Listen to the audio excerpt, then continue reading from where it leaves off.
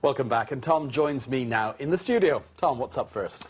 Well, 5 months on from the July riots in Xinjiang's capital, Urumqi, the economy, and in particular the tourism industry, has taken a huge hit. BON's Amir Feng went to the region to see how it's recovering.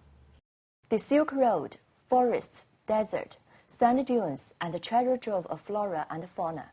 Every year, Xinjiang Uyghur Autonomous Region in the center of Asia attracts huge numbers of tourists from all over the world. In the first half of the year, the region welcomed 1 million visitors. But on July 5th, all that changed. This is the International Grand Bazaar, the typical tourism spot in Urumqi. The shop owners told me the business is now 80% down from last year, since the riots on July 5th. The bazaar is located in the center of Xinjiang's capital, Urumqi. It used to be a magnet for travelers wanting to try local delicacies or shop for ethnic souvenirs. Traders here say they rely heavily on tourists for business. But these days, those tourists are just a memory. These days, there are no customers. Business would be better if there were tourists. There's no business at all. This year, I lost money. I used to make more than $400 every day, but now I can only make about $10. The bazaar has given the merchants 2 months free rent as well as free heating to help them through these tough times. But the obvious question remains, how can they make money without customers? The Xinjiang government says it's doing what it can to improve the situation. We ensured the safety of visitors who were still in Xinjiang when the riot happened and encouraged Xinjiang people to travel around the region afterwards. 5 months on from the original disturbance, the Xinjiang government is trying harder than ever to convince both residents and tourists that the city is safe again.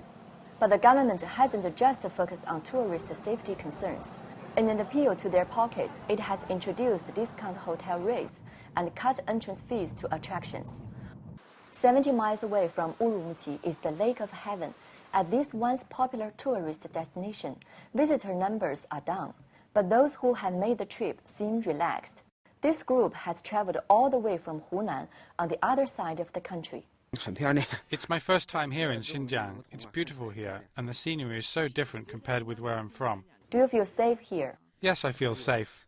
Everything seems normal. Many in business had hoped this year could have been the best in 30 years. Instead, the opposite has happened, with tourist figures mirroring a stock market crash. But just as every market bottom provides unique investment opportunities, the Xinjiang government is treating this low point as just that, an opportunity to reach out to untapped markets and draw in tourists from new areas of the world. And some already see light at the end of the tunnel. There are two ways to think about it. Xinjiang has drawn a lot of attention from all over the world because of the riots, and more people now know about Xinjiang. We are very confident and believe Xinjiang's tourism industry will be back to normal by next year. That may seem like a rather ambitious goal, but there are already some positive signs. Xinjiang has just signed a $730 million deal to build what will be Asia's largest ski resort in Canas, in the northern corner of the region. Moving into a relatively untried area of tourism at such a difficult time, the region is taking a bold step. But if Xinjiang can make a success of the winter market, perhaps bringing back the summer tourists may not be too huge a task after all. Mia Feng, BON.